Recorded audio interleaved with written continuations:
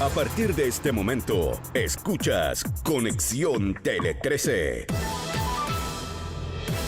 Ramón Ulloa conecta las noticias para construir un programa que te informa y aporta. Tele 13 Radio y tele13radio.cl. Información esencial.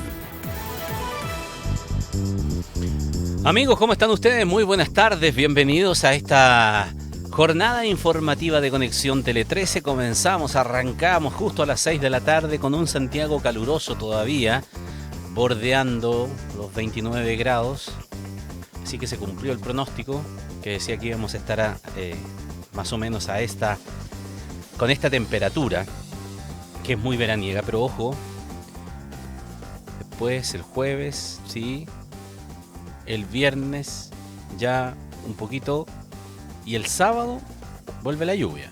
Eso es lo que dice el pronóstico del tiempo hasta este instante.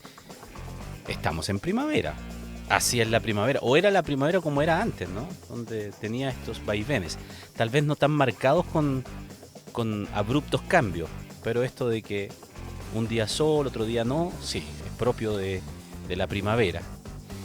Bueno, arrancamos revisando los temas que vamos a desarrollar en el día de hoy. ¿Con qué vamos a hacer conexión?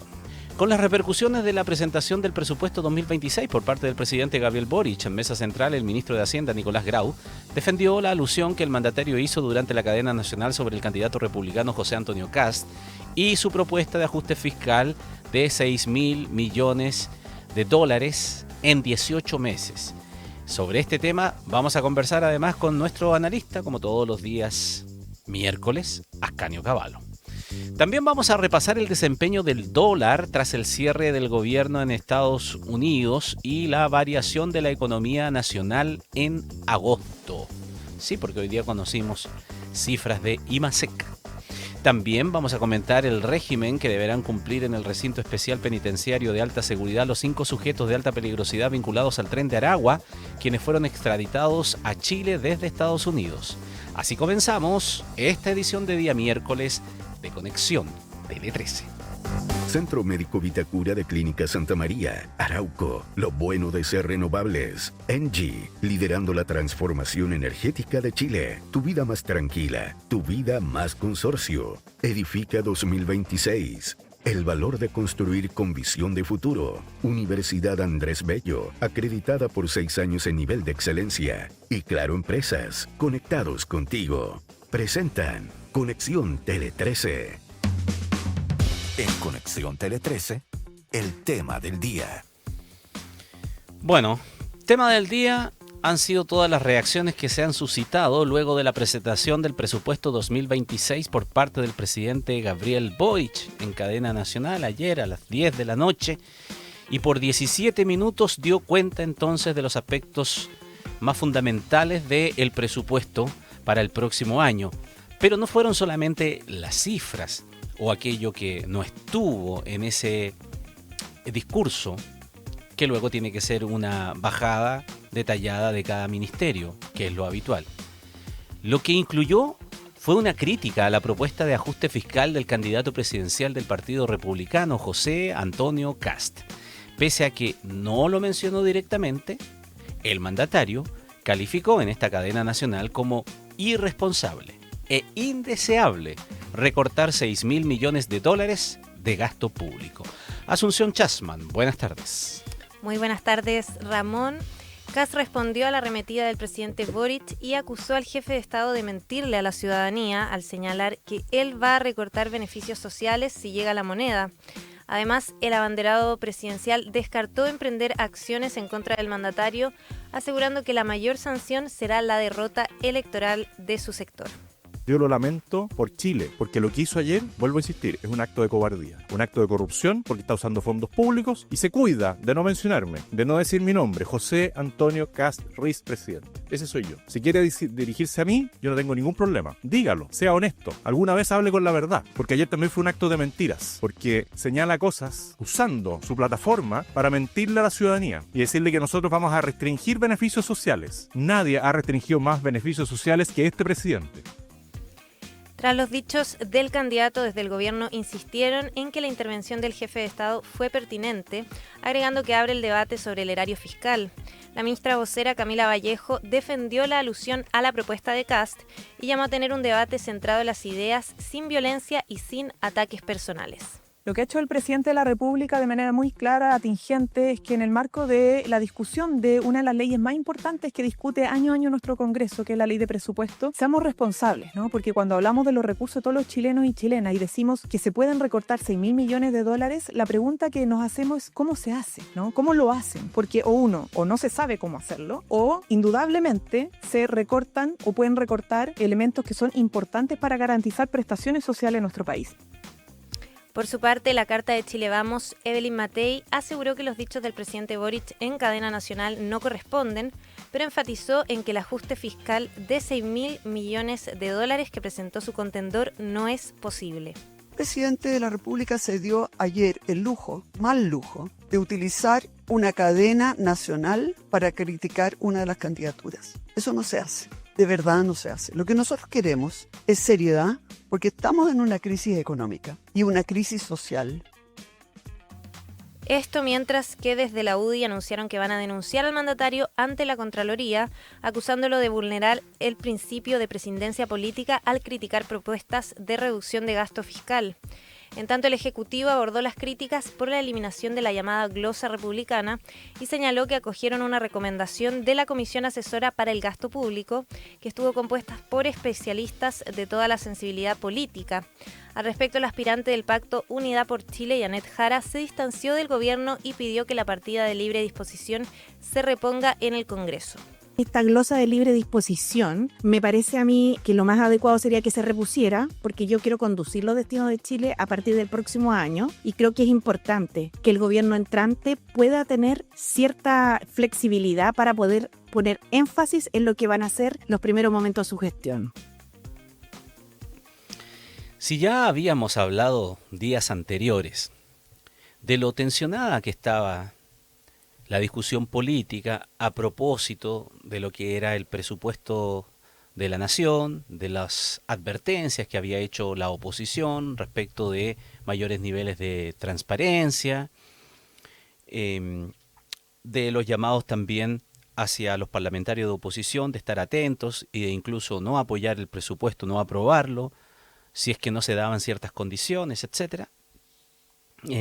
Bueno, la presentación de ayer del presidente no hizo más que aumentar más la tensión, eso es un hecho objetivo. Y tal vez desvió un poco la atención respecto de esas otras situaciones que seguramente van a volver, es decir, número, cuadratura, transparencia, gasto fiscal y todo aquello. Llevó el foco a la discusión de si el presidente tiene o no tiene presidencia en este instante en materia de la campaña electoral. Y eso es el flanco que se abrió en el día de ayer con las palabras del presidente de la República al haber señalado esto de que estos 6.000 millones de dólares que la candidatura de José Antonio Kast dice que va a recortar, no se puede hacer sin afectar beneficios sociales. Pero más que el dato,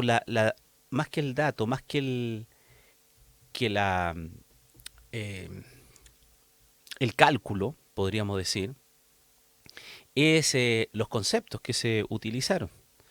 Entonces, eso lleva a que el foco se haya virado hacia el hecho de si el presidente puede hacer eso en una cadena nacional de televisión o no.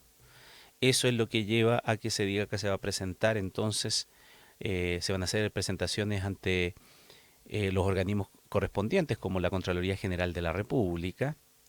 Eso es lo que lleva a señalar al candidato de oposición que efectivamente no fue mencionado con nombre y apellido, pero se entiende de quién estaban hablando, porque esa es la propuesta. ¿De quién es la propuesta del recorte de 6.000 millones de dólares? Es de José Antonio Kast. No hay otra candidatura que tenga o que haya señalado un recorte de esa magnitud. Hay también menciones a ello, pero no de esa magnitud, de los 6.000 millones. Entonces, lleva la discusión a ese punto y le otorga municiones a José Antonio Kast para disparar contra la moneda y nuevamente señalar que aquí hay un intervencionismo de parte del gobernante. Él dice que ninguno de los candidatos presidenciales tiene la posibilidad de tener una cadena nacional para decir lo que él dijo. Y le responde diciendo que cobarde es aquel que habla y sabe que no se le puede contestar en las mismas condiciones. Entonces, seguramente durante estas horas que siguen van a seguir las reacciones referentes a ese punto, a la espera de que todavía haya mayores claridades respecto de las partidas sector por sector. Y sin duda que tensiona el debate político al máximo cuando efectivamente ya, como decíamos, había advertencias respecto de que la tramitación en el Congreso iba a ser sumamente complejo. Esto seguramente lo va a complejizar mucho más. Para llegar a un acuerdo en la materia de presupuesto va a ser complejo.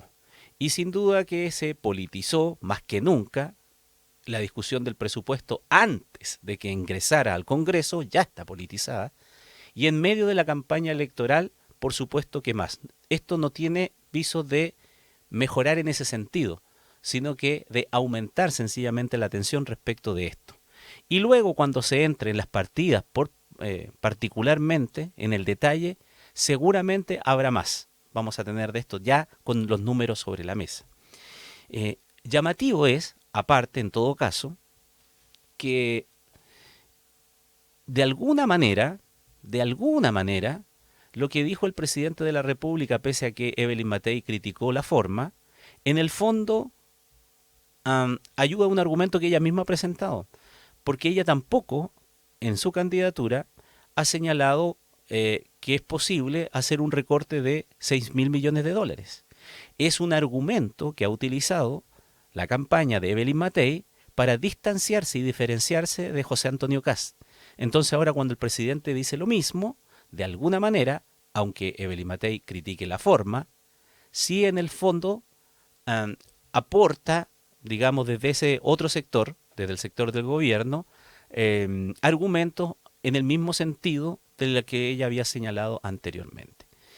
Y respecto de la glosa, luego estaremos ya más hablando en detalle con Ascanio Cavallo sobre esta materia, pero sobre la glosa republicana pareciera ser, en todo caso, que ese sí fue un tiro que le está saliendo un poco por la culata al gobierno.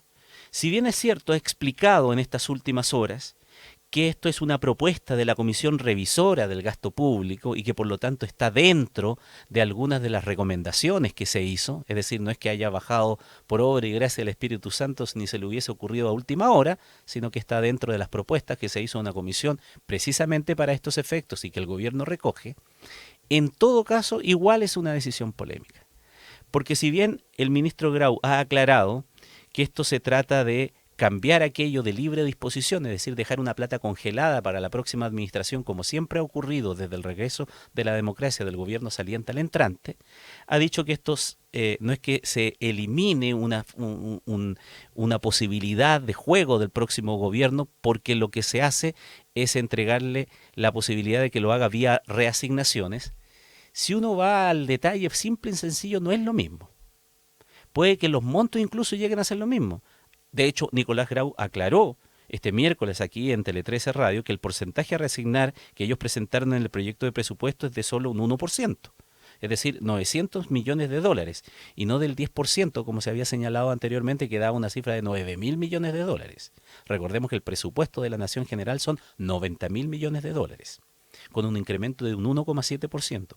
¿Ve que recién mencionó eso? Eso no fue noticia. Otras veces la noticia era ¿cuánto es el presupuesto y cuánto aumenta del año anterior? Ahora estamos perdidos en otras discusiones, porque el foco ha cambiado, porque es mucho más político. Y vuelvo y termino con esto, en el tema de la glosa. No es lo mismo, porque cuando el presupuesto ya viene hecho, ya están destinadas las platas. Tanto para esto, tanto para esto otro, tanto para esto otro. Por lo tanto, ahora cuando ingresa el documento y comienza a ser discutido por el Congreso y eventualmente ser aprobado en algún instante, las platas ya van a estar repartidas. Es verdad que se le entrega la facultad a la próxima administración de tener un juego de pies, por decirlo de alguna manera, un término futbolístico, para moverse y sacar un poco de acá, sacar un poco de allá y alcanzar estos 900 millones de dólares que después lo puede destinar para otra cosa. Eso es cierto. Pero en la práctica no es lo mismo, porque genera un problema político, porque ya están asignados los recursos. Porque si eso lo hace la próxima administración, sea cual sea, desde el señor Artés más a la izquierda, hasta José Antonio Caz o Kaiser más a la derecha, cualquiera que sea, lo que va a tener que hacer es decirle a alguien, ¿sabe qué? De la plata que usted tiene le voy a sacar un poco. Y eso genera un problema político para esa administración, sea la que sea. No es lo mismo tener la plata allí aposada que la plata ya destinada con la posibilidad de moverla. Es como si en el presupuesto de la casa, por ejemplo, se hubiese destinado todo. No hay un fondito reservado como para nada, para emergencia, sino que está todo designado. Y los papás dicen, va a ser tanto para esto, tanto para esto, tanto para esto, incluso tanto para diversión, para salir a comer y ir al cine. Y resulta que después, no, es que vamos a tener que reasignar. ¿Y de dónde saco? O sea, a lo mejor saco la mejor parte o una buena parte de eso que teníamos para recreación y diversión. ¿Quién le va a alegar? Los hijos le van a alegar, ¿no? Es decir, pero papá recorta por otro lado. ¿Y por qué no recorta por allá? ¿Por qué me recortaste, mami? Le genera un problema al interior. Bueno, es un ejemplo medio burdo, pero es más o menos lo que podría provocarle a cualquier otra administración. Y es por eso que dicen que para ellos, más allá del monto, es importante tener una plata a disposición de ellos para lo que estimen conveniente y no tener que decirle a este sector, a esta cartera, a este ministerio, le voy a recortar, aún teniendo la facultad para poder hacerlo. De hecho, para terminar, lo dice incluso la propia Janet Jara, oficialista. Dice que si ella tuviese ese dinero, está porque se reponga esa glosa, lo utilizaría en buena parte, dijo hoy día, para poder ayudar en la construcción de las viviendas dañadas por el incendio de Viña del Mar. Entonces, como se ve, no es lo mismo, aunque al final la posibilidad de mover recursos sea similar. Conexión Tele 13. Bueno, la Embajada de Estados Unidos en Chile suspenderá la actualización de sus redes sociales oficiales a raíz de la interrupción de las asignaciones presupuestarias en Norteamérica. La medida se mantendrá hasta que se reanuden las operaciones, mientras que los servicios programados de pasaportes y visas continuarán según lo permita la situación. La Casa Blanca advirtió que son inminentes los despidos a trabajadores públicos a raíz del cierre del gobierno federal que comenzó este miércoles luego de que el Senado de Estados Unidos no accediera a las dos propuestas presupuestarias de demócratas y republicanos que derivaron en la paralización de operaciones tanto esenciales como no esenciales, dentro de ellos parques nacionales y museos. Y en nuestro país el dólar abrió a la baja esta jornada tras el presente estadounidense. La divisa alcanzó los 956,03 pesos vendedor y 955,56 comprador. A la vez, este miércoles se conoció el indicador mensual de actividad económica de agosto, el que anotó una débil alza de 0,5% en comparación con el mismo mes de 2024. A pesar de la cifra, el ministro de Hacienda, Nicolás Grau, rescató que la economía desde el punto de vista del PIB no minero está creciendo sistemáticamente en torno al 2,5%. En todos lados se cuecen habas, dirían en el campo, ¿no? Para señalar que Estados Unidos también tiene sus propias discusiones a propósito también de debates respecto de sus presupuestos. Ese debate, en todo caso, también viene de antes con los recortes que ha hecho el presidente Donald Trump en distintos sectores, que ya lo hemos comentado en otras ocasiones, ¿no? Algunos con mucha foco en el gasto propiamente tal desde un punto de vista que se trata de explicar más técnico, en otros en donde está con un sesgo más ideológico respecto de lo que se hace, por ejemplo, en organismos relacionados con el cambio climático, la investigación científica o las universidades. Pero bueno, esa es una discusión, y lo otro es lo que ha sucedido con el IMASEC, muy brevemente, porque el golpe de la minería fue bastante importante en esta ocasión. El análisis por actividad del IMASEC que ha sido presentado, ha sido conocido en el día de hoy, que es bajito, discreto, por no decirlo malo, señala que la producción de bienes cayó 3,4% en términos anuales, resultado que fue determinado por el retroceso de 8,6% de la minería, en particular por una menor extracción de cobre. Y aquí las explicaciones del día han estado señaladas porque la paralización que hubo producto del accidente en la mina El Teniente afectó fuertemente ese guarismo. Sin embargo, un análisis menos focalizado, sino que más de mediano o largo plazo, indica que de todas maneras hay ciertas alarmas que algunos expertos señalan respecto del desempeño de la minería en términos generales. Si bien se reconoce que puntualmente ese mes era así, y cuando se produjo la paralización por el accidente, todos dijimos, esto va a tener un impacto en el IMASEC, evidentemente, si cuántos días estuvo paralizado. Se perdieron millones de dólares por esa situación. Bueno, iba a tener un impacto. El impacto se refleja en este mes, pero aparte de esa explicación, habría que ver la tendencia generalizada del desempeño en un periodo más largo de la minería para ver si ese sector tan importante de nuestra economía está rindiendo lo que debe rendir para el crecimiento global de nuestra economía. En Conexión Tele 13, la conversación del día. El tren de Aragua, sí. ¿Por qué? Porque durante la noche del martes, 5 ciudadanos venezolanos, miembros del Tren de Aragua, llegaron a Chile tras ser extraditados desde Estados Unidos. Hoy serán formalizados por distintos delitos cometidos en el país. Entre ellos, uno de los sujetos está vinculado con el crimen de Ronald Ojeda. Homicidio, secuestro, trata de personas, extorsión y asociación ilícita son algunos de los delitos por los que estos 5 sujetos eran requeridos por la justicia chilena en las regiones metropolitana, Antofagasta, Coquimbo y Biobío. Desde Fiscalía pedirán prisión preventiva para todos los imputados.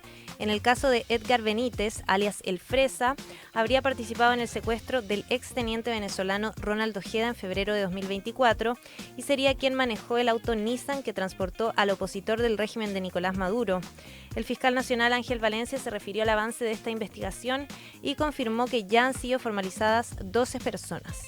Lo que sí está claro es que los autores intelectuales del crimen de Ronald Ojeda todavía están libres, ¿no? Y esos sujetos todavía no hemos podido formalizarlos y presentarlos ante la justicia, y esa investigación todavía está abierta, particularmente en lo que se refiere a quienes habían encargado ese crimen y quienes lo habrían financiado. Por su parte, el ministro de Seguridad Pública, Luis Cordero, destacó que el proceso de extradición se realizó en cooperación con las autoridades de Estados Unidos y remarcó la petición realizada por la secretaria de Seguridad norteamericana, Kristi Noem, cuando visitó Chile el pasado mes de julio. El Estado de Chile transmitió a Estados Unidos el deseo de que esas personas fueran extraditadas a Chile y no a Venezuela o a un tercer país. Y las razones en esa reunión que el Estado de Chile explicó son las que he señalado recientemente. En Chile, el que incumple la ley, donde se encuentre, nosotros lo vamos a perseguir. En consecuencia, no solo es una credibilidad de las instituciones, tal como ha señalado el director Serna y el fiscal nacional. Es también una definición de la política de Estado de Chile, la manera de combatir a organizaciones criminales. Desde el Ministerio de Justicia y Gendarmería detallaron que los 5 hombres fueron derivados al recinto especial penitenciario de alta seguridad. En el lugar tendrán restricciones en cuanto a encomiendas, visitas y salidas al patio. Además estarán en celdas individuales con vigilancia permanente de cámaras y vestirán un uniforme fiscal para ser distinguidos del resto de la población penal. Pareciera que la visita de la secretaria de Seguridad norteamericana, Kristi Noem, hace algunas semanas, ¿recuerdan ustedes? ¿Cuánto fue? Más de un mes fue ya. Quizá 2 meses atrás ya. Tuvo resultados positivos que se están comenzando a ver ahora y que han traído tranquilidad a la administración del presidente Boric de varios temas. Por ejemplo, ¿se acuerdan que después de la visita de esta señora, que además estábamos bien preocupados porque acuérdense que el robo de la cartera y todo aquello, bueno, estábamos preocupados de la visa waiver, ¿no es cierto? No se ha vuelto a hablar de la visa waiver. Como que bajó la preocupación, que sigue latente, evidentemente, pero bajó, ¿cómo decirlo?, la discusión pública o el lugar en la agenda como una preocupación latente y prioritaria, o el temor de que sí, ahora sí que la quitan, ahora sí que la quitan. Me parecía que en cualquier momento iba a ocurrir eso. Vino la señora, se le dieron ciertas explicaciones, garantías, se le demostró el trabajo y la autoridad ha señalado que ella se fue bastante conforme respecto de las peticiones que habían hecho a Chile para elevar los niveles de entrega de información y de esa manera cumplir con los requerimientos que estaba haciendo Estados Unidos para mantener esta visa waiver. Y de ahí no se ha hablado más del asunto. Entonces ahí hay un check, digamos. Que cuáles son los entretelones de eso habría que saberlo, pero los hechos demuestran que salió de la discusión pública, al menos por ahora.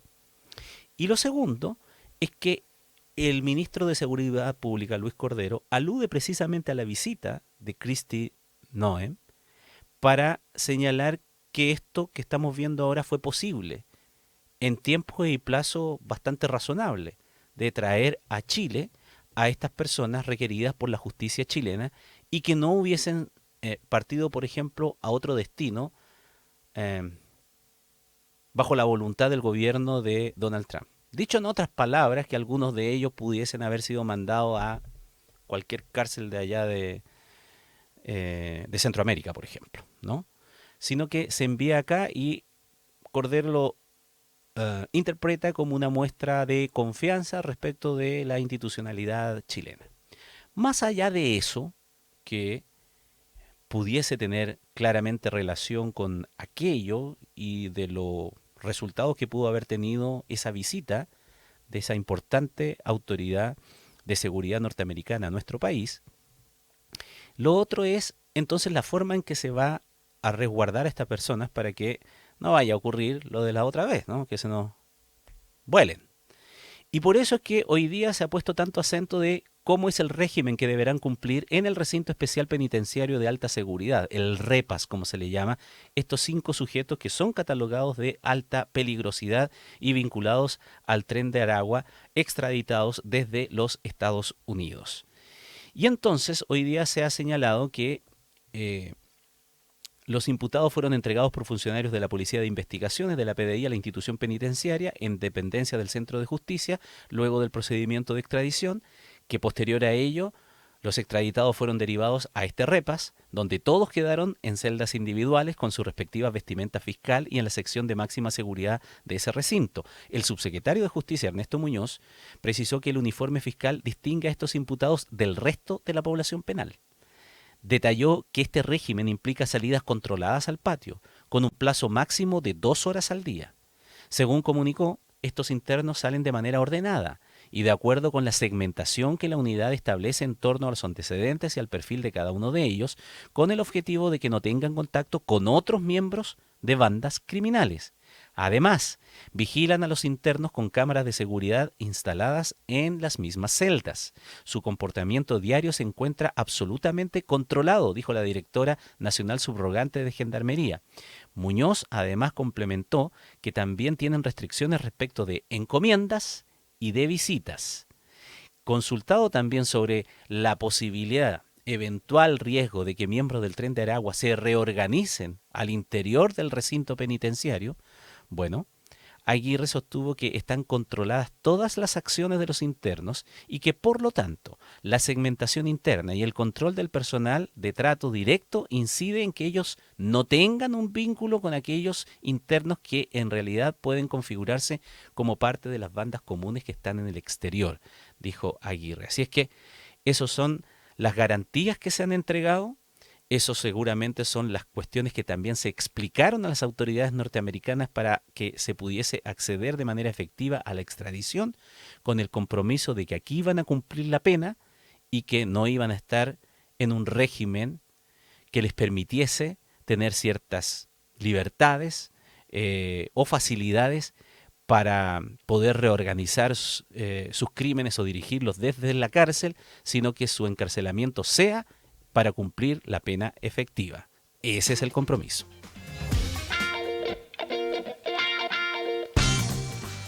Bien, 18:30. Engie genera energía limpia desde